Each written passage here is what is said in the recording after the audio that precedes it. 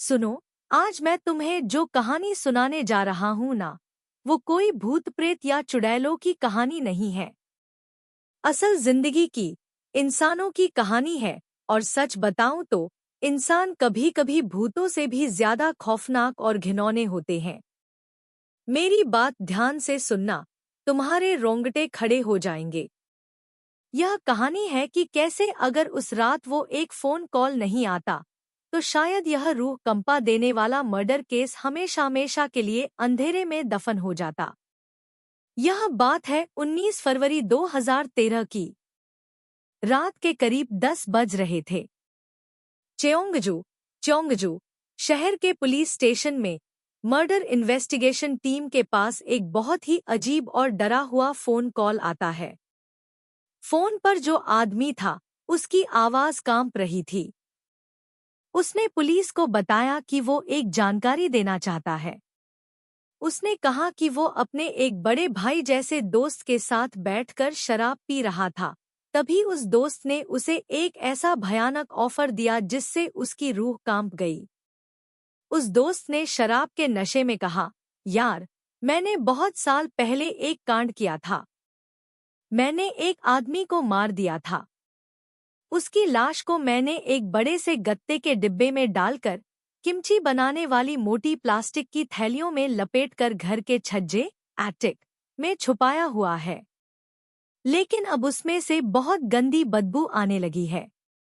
अगर तू उस लाश को वहां से निकाल कर कहीं और फेंकने में मेरी मदद करेगा तो मैं तुझे बहुत सारे पैसे दूंगा। अब तुम सोचो, अगर तुम्हारा कोई दोस्त अचानक तुम्हें लाश ठिकाने लगाने को कहे तो तुम्हारी क्या हालत होगी? उस फोन करने वाले आदमी की हालत भी खराब थी। उसने पुलिस से कहा, अगर मैं उसकी बात नहीं मानता हूँ तो मुझे डर है कि वो मुझे भी मार डालेगा, और अगर मान लेता हूँ तो मैं भी जेल जाऊंगा। तुम्हें पता है वो इतना डरा हुआ क्यों था? क्योंकि वो जो बड़ा भाई था ना, जिसका नाम हम बेक रखेंगे, वो कोई आम आदमी नहीं था। वो पहले भी एक डकैती और हत्या के प्रयास अटेम्प्टेड मर्डर के जुर्म में 10 साल की जेल काटकर बाहर आया हुआ एक खूंखार अपराधी था। अब पुलिस को लगा कि भाई, जानकारी तो बहुत ही पक्की और डिटेल में है, इसे हल्के में नहीं ले सकते। अगले ही दिन पुलिस उस खबरी से मिली और बाक के बारे में छानबीन शुरू कर दी। बाक, जो कि करीब 35 साल का था, उसकी जिंदगी बड़ी अजीब थी। पुलिस को पता चला कि बाक एक औरत के साथ लिव इन में रह रहा है। उस औरत का नाम हम किम रखेंगे। और हैरानी की बात यह थी कि किम के 3 छोटे छोटे बच्चे भी थे और वो कानूनी तौर पर अभी भी अपने पहले पति के साथ शादीशुदा थी। किम का पति कागजों पर उसी घर में रहता था, लेकिन जब पुलिस ने आस पड़ोस के लोगों से पूछा तो सबने कहा, पति? हमने तो आज तक किम के पति को इस घर के आसपास भटकते भी नहीं देखा। कहानी यहाँ से और खौफनाक हो जाती है यार। किम का जो असली पति था ना, वो शरीर से लाचार था। उसे सेकंड डिग्री डिसेबिलिटी थी। उसके कमर के नीचे का हिस्सा काम नहीं करता था, मतलब वो बिना मदद के कहीं आ जा नहीं सकता था। पुलिस ने जब पति के रिकॉर्ड्स खंगाले तो उनके होश उड़ गए। पिछले 4 सालों से उस पति के नाम पर कोई मोबाइल फोन नहीं था। उसने किसी अस्पताल में एक बार भी इलाज नहीं करवाया था, जो कि एक विकलांग इंसान के लिए नामुमकिन है। लेकिन सरकार की तरफ से जो विकलांग पेंशन और बच्चों का अलाउंस मिलाकर हर महीने लगभग 11 लाख वॉन कोरियन वन मिलते थे, वो हर महीने बिना नागा निकाले जा रहे थे। जब सोशल वर्कर उस घर में चेक करने आती थी तो किम हमेशा कोई ना कोई बहाना बना देती थी कि मेरे पति तो नर्सिंग होम में भर्ती हैं। पुलिस को तुरंत समझ आ गया कि दाल में कुछ काला नहीं, पूरी दाल ही काली है। ये 100% मर्डर का केस है। पुलिस बिना वक्त बर्बाद किए सीधा किम के काम करने की जगह पहुंची और उससे आंखों में आंखें डालकर कहा, हमें सब पता है।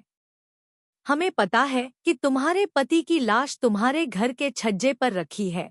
यह सुनते ही किम वहीं जमीन पर गिर पड़ी और जोर जोर से रोने लगी। पुलिस ने किम को उठाया और सीधा उसके घर पहुंची। जैसे ही पुलिस ने उस घर का दरवाजा खोला, ओफ! घर के अंदर सामान बिखरा पड़ा था, गंदगी थी और उस पूरे कमरे में एक अजीब सी सड़ांध मारने वाली बदबू फैली हुई थी। और बाक, वो आराम से उस गंदे कमरे के बीचों बीच पैर फैलाकर खर्राटे मार रहा था। पुलिस ने उसे लात मारकर उठाया और कहा, चल, हमें वो छज्जा दिखा। बाक ने बिना किसी विरोध के शांति से छज्जे का दरवाजा खोल दिया। जब पुलिस ने अंदर देखा तो वहां एक बहुत बड़ा प्लास्टिक का बैग पड़ा था।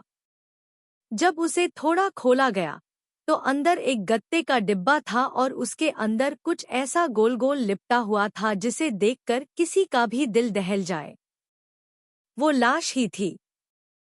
पुलिस ने उसे वहीं खोलने का रिस्क नहीं लिया और सीधा अस्पताल भिजवा दिया। बाक और किम को तुरंत गिरफ्तार कर लिया गया।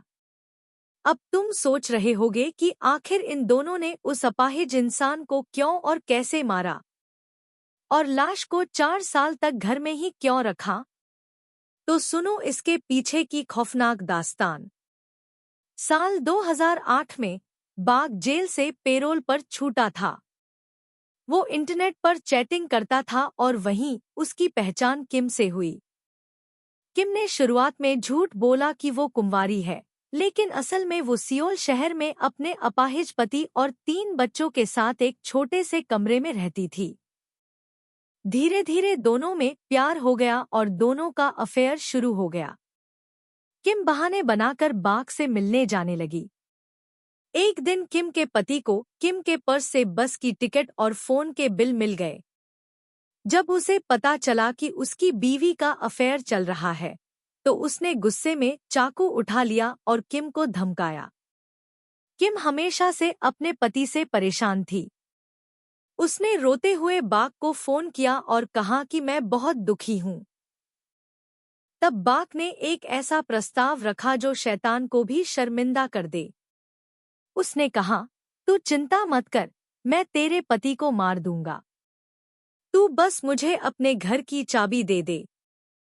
सोचो, एक बीवी ने अपने ही पति को मारने के लिए आशिक को घर की चाबी दे दी।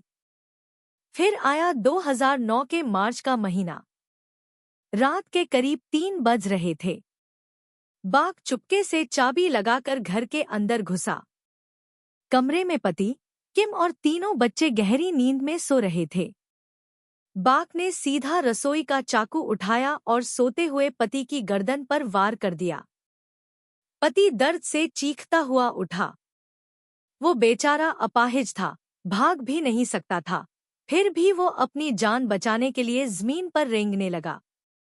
लेकिन उस दरिंदे बाक ने उसे रेंगते हुए भी नहीं छोड़ा और उसकी पीठ, कंधे, हर जगह चाकू घोंप कर उसे बेरहमी से मार डाला।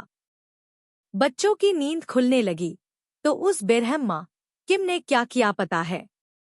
उसने बच्चों के मुंह पर कंबल डाल दिया और उन्हें वापस सुलाने लगी, जबकि उनके ही सामने उनके पिता को काटा जा रहा था। अगली सुबह जब सब शांत हो गया, दोनों ने बच्चों को तैयार करके स्कूल भेज दिया और फिर शुरू हुआ लाश को पैक करने का घिनौना काम। उन्होंने लाश को पहले मोटी प्लास्टिक में लपेटा, फिर रस्सियों से बांधा, फिर टेप से, फिर एक मोटे कंबल से, फिर वापस टेप से। यहाँ तक कि लाश का खून और पानी बाहर ना रिसे, इसके लिए उन्होंने लाश को इलेक्ट्रिक ब्लैंकेट, बिजली वाले गर्म कंबल में भी लपेट दिया। उन्होंने लाश को पूरे 10 परतों में पैक किया और बदबू ना आए, इसलिए डिब्बे के अंदर बहुत सारा एयर फ्रेशन और खुशबूदार गोलियां डाल दी। फिर जब वो लोग सियोल से चेओंगजू शिफ्ट हुए तो तुम्हें यकीन नहीं होगा, उन्होंने उस लाश वाले बड़े से डिब्बे को नॉर्मल सामान बताकर एक टैक्सी में रखा और अपने साथ नए घर ले आए।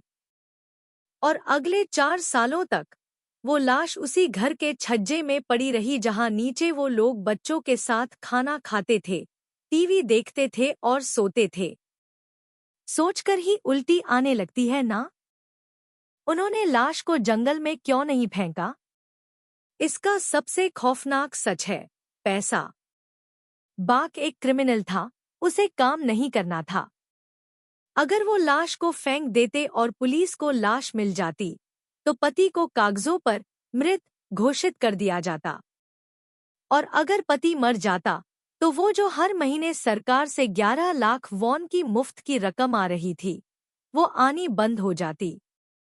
बस उस मुफ्त के पैसे से बैठकर गेम खेलने और ऐश करने के लिए उन्होंने लाश को घर में ही सड़ाने का फैसला किया। लेकिन पुलिस और डॉक्टर उस वक्त हैरान रह गए जब उन्होंने अस्पताल में उस लाश की परतों को खोला। तुम्हें पता है क्या हुआ था? वो लाश सड़ी नहीं थी, बल्कि वो एक पूरी मम्मी बन चुकी थी। हाँ, बिल्कुल मिस्र की मम्मियों की तरह। डिब्बे के अंदर जो एयर फ्रेशनर डाले गए थे, उन्होंने नमी सोखने का काम किया और छज्जे पर कभी धूप नहीं आती थी। इस वजह से लाश का सारा पानी सूख गया और वो मम्मी में बदल गई। और सबसे अच्छी बात ये रही कि मम्मी बनने के कारण 4 साल बाद भी पति के शरीर पर चाकू के वो सारे गहरे घाव बिल्कुल साफ साफ दिखाई दे रहे थे। उनके पास बचने का कोई रास्ता नहीं था, सबूत चीख चीख कर गवाही दे रहे थे। अदालत में जब सुनवाई हुई तो पता चला कि बाक एक साइकोपैथ है। कोर्ट ने बाक को 22 साल की और किम को 12 साल की कड़ी सजा सुनाई। भले ही सजा मिल गई, लेकिन मेरा दिल उन 3 मासूम बच्चों के लिए रोता है। जरा सोचो, 4 साल तक वो बच्चे उस डिब्बे के नीचे खेलते रहे, सोते रहे, जिसमें उनके पिता की लाश पड़ी थी। असली विक्टिम तो वो बच्चे ही हैं ना, जिनकी जिंदगी हमेशा के लिए बर्बाद हो गई। सच में यार, कभी कभी असलियत डरावनी फिल्मों से भी ज्यादा खौफनाक होती है। अपना ख्याल रखना, क्योंकि तुम नहीं जानते कि तुम्हारे आसपास कौन कैसा इंसान है।